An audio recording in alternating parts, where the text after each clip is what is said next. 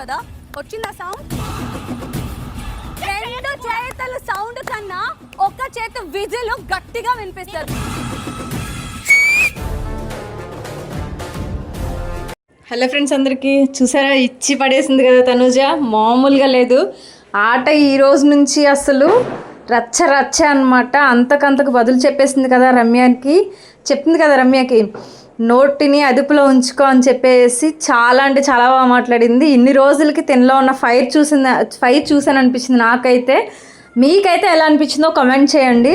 And ప్రతి ఒక్కరూ తనుజకి vote చేయండి. అలాగే మరిన్ని వీడియోస్ కోసం నా ఛానల్ సబ్స్క్రైబ్ చేసుకోండి.